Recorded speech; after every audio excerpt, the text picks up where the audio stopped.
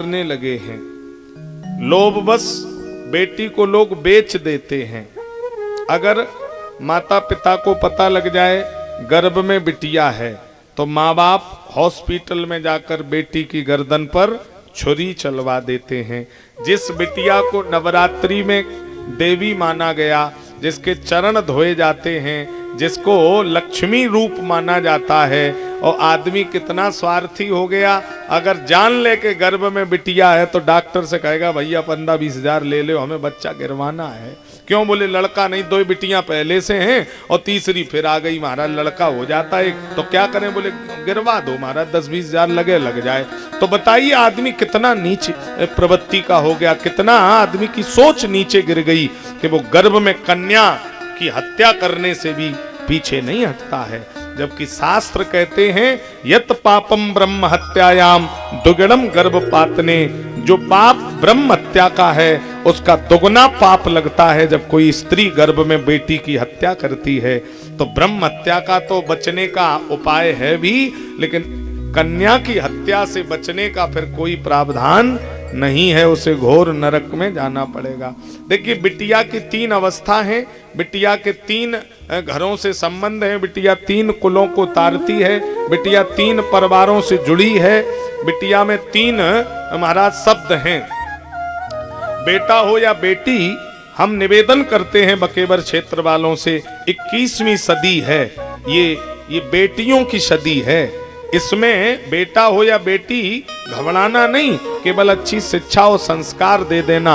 हो सकता आपकी बेटी पढ़ लिख कर भारत देश की राष्ट्रपति द्रौपदी मुर्मू बन जाए, वो भी तो आदिवासी परिवार में किसी गरीब घर में पैदा कोई लड़की है, और वो पैदा हुई होगी तो कितनों को खराब लगा होगा, लेकिन आज वो भारत की राष्ट्रपति बन गई, प्रथम नागरिक बन गई। आपकी बेटी पढ़ लिख करके देश की महाराज अर्थव्यवस्था संभालने वाली वित्त मंत्री बन जाए। वित्त मंत्री कौन है? निर्मला सीतारमण। वो भी किसी घर की बिटिया है जो पूरे भारत की अर्थव्यवस्था वित्त मंत्रालय अपने हाथ में लिए है। और देखो बीएसएफ हो, आर्मी हो, हर जगह बेटियां खड़ी हैं। एयरप्लेन और महाराज हवाई जहाज, एयरक्राफ्ट सब बेटियां उड़ा रही हैं। AK-47 बिटिया चला रही है, कंप्यूटर बिटिया चला रही है, बैंक में बैठ के बिटिया काम देख रही है, हॉस्पिटल में डॉक्टर बन के MBBS बिटिया बैठी है। आप जहां जाइए तो वो भी तो किसी घर की बिटिया है जो आज देश की सेवा में लगी है। तो बिटिया 3 घरों को तारती है, और लड़का अगर संस्कारी हुआ तो 1 घर तारेगा। तो नहीं तो आजकल के लड़के कितने संस्कारी हैं हम आप सब जानते ही हैं। कितने लड़के ऐसे हैं जो सिगरेट, शराब और बियर न पीते हों, 10-5% बच्चे हैं। नहीं तो चोरी छुपे शादी विवाह में फैशन चल गई है शराब पीने की। बोले जो शराब नहीं पी रहा वो लड़का नहीं माना जाता है। तो आप बताइए, कल्चर चल गया हमारे देश में। तो बिटिया 3 कुल तारती है। बिटिया की 3 अवस्था है, नारी, कुंवारी, महतारी। जब बिटिया कुंवारी है तो लोग कहते बिटिया बहुत, पर उनके गांव में उनकी जैसी बिटिया पूरे गांव में नहीं है भैया। तो किसका नाम ऊंचा कर दिया? अपने पिता का नाम ऊंचा कर दिया। जब बेटी ससुराल में गई, नारी बन गई। कुंवारी से नारी, तो नारी बनी। लोग बोले बहुएं बहुत है मेरे गांव में, लेकिन उनकी बहू जैसी बहू नहीं। 10 साल हो गई, कब झगड़ा हुआ बोले बहू की आवाज पड़ोसियों ने कभी सुन नहीं पाई। तो किसका नाम ऊंचा कर दिया? पति का नाम ऊंचा कर दिया। बचपन में पिता का, जवानी में पति का, और बुढ़ापे में बोले माताएं बहुत, पर उनकी अम्मा जैसी अम्मा नहीं थी। और जब से उनकी अम्मा घर से चल बसी, बोले हम तो उनके घरे जाना बंद कर गए भैया। तो किसका नाम ऊंचा कर दिया? पुत्र का नाम ऊंचा कर दिया। बचपन में पिता का, जवानी में पति का, बुढ़ापे में पुत्र का। 3 कुल बेटी तार देती है, 3 घरों को तारती है।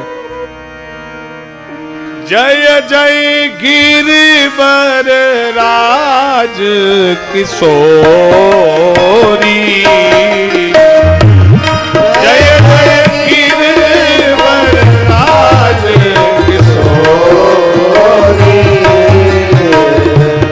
जय महेश मुख चंद चकोरी,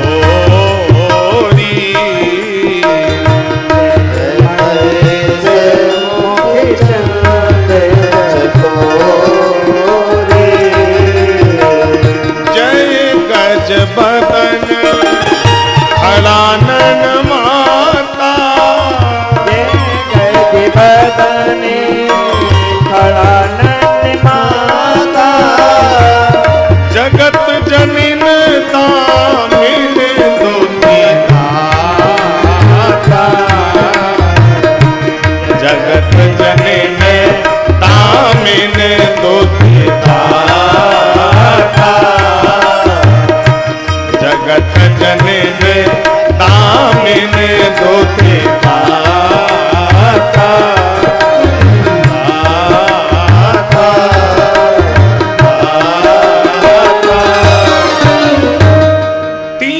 बिटिया तार देती है। और ध्यान से सुनो, कन्या भ्रूण हत्या का सबसे बड़ा कारण है दहेज प्रथा। ये दहेज प्रथा हमारे समाज में आज भी श्राप है। दहेज को व्यक्ति को जड़ से समाप्त करना चाहिए। समाज में ये कुरीति को छोड़ देना चाहिए। जैसे एक कुरीति हमारे धर्म में थी, सती प्रथा। पति मर गया तो पत्नी को भी पति के साथ जलना पड़ता था। हाँ, जिंदा पत्नी जल जाती थी। आज के 1000 साल 800 साल पहले इतना समझो नियम था। पति अगर मर गया तो पत्नी को जीवित पति की चिता में बैठ करके, तो ये कुप्रथा थी कि नहीं थी? बोलो, पति मर गया तो पत्नी क्यों जले? तो उसको हमने छोड़ा। ऐसे ये दहेज प्रथा भी श्राप है। कन्या नारी के नाम पर ये दहेज कलंक है। समाज को, नारी समाज को अगर सम्मान देना है तो दहेज को समाप्त करना होगा। जबकि दहेज प्रथा कानूनी अपराध है। कोई अगर आपसे कहे लड़का वाला कि 15 लाख रुपया नगद कैश चाहिए, एक सोने की चेन चाहिए और 5 तोला सोना चाहिए और एक 4 व्हीलर चाहिए, आप रिकॉर्डिंग करके एसएसपी के यहाँ दे आना जाके, फिर देखो पूरे घर की कैसे खाल उधेड़ दी जाए। इतना कड़ा नियम है। अगर दहेज किसी को लेते हुए अगर पकड़ लिया गया तो कानून कठोर कार्रवाई। मर्जी से जो दिया जाए, मर्जी से लिया जाए, वो अलग विषय है। तो आप विचार करिए, दहेज प्रथा के कारण कन्याओं को लोग गर्भ में मार देते हैं। तो मैं निवेदन कर रहा था, यहाँ इतने माता भाई बहन बैठे हैं, आप जरा विचार करिए, किसी पिता का 1 करोड़ रुपया नुकसान हो जाए, पिता बर्दाश्त कर लेगा, 10-20 दिन में अपने आप को संभाल लेगा। लेकिन मैं निवेदन करना चाहता हूं, किसी पिता की बेटी की इज्जत से ली जाए, किसी पिता की बेटी की इज्जत नीलाम हो जाए, तो क्या पिता अपने आप को कभी संभाल पाएगा? बोलो। अच्छा, एक बात और बताओ, पिता के लिए धन, रुपया, पैसा बड़ा था कि बिटिया की इज्जत बड़ी थी? बोलो। एक बार कोई धन चुरा ले जाए, आप उसे जिंदा छोड़ दोगे, और कोई बिटिया की इज्जत अगर उजाड़ करके जाए तो आप उसे जीवित छोड़ेंगे? धन चला जाए कोई समस्या नहीं, पर बेटी धन से बड़ी है। बिटिया की इज्जत माता पिता के लिए संपत्ति से बढ़कर है। तो मैं निवेदन करना चाह रहा हूं, करोड़ों रुपया से बढ़कर के हमारे लिए हमारी बिटिया है, और वो माता पिता जिंदगी भर के लिए कन्यादान में आपको दहेज में बिटिया दे रहे हैं। इससे बड़ा दहेज कोई माता पिता क्या दे सकता है? इससे बड़ा दान आपको कोई माता पिता क्या दे सकता है? जिन्होंने खून पसीना से पाली पोसी अपनी बेटी जिंदगी भर के लिए आपके घर में दहेज में दे दी, इससे बड़ा दहेज कोई माता पिता क्या कर सकता है? और जिसने कन्यादान किया होगा उन माता पिता से पूछना, कन्यादान के समय माता पिता अपने सीने पर पत्थर रख लेते हैं। कितना विचित्र समय है कि बेटी ऐसा वृक्ष है कि पाल करके बड़ी किसी आंगन में होती है और फल और छाया किसी आंगन में देती है। बेटी को पालता कोई और है और बेटी सेवा किसी और की जाकर के करती है। तो ये केवल बेटी के जीवन से ही प्रेरणा मिल सकती है मेरे भाई। हाँ,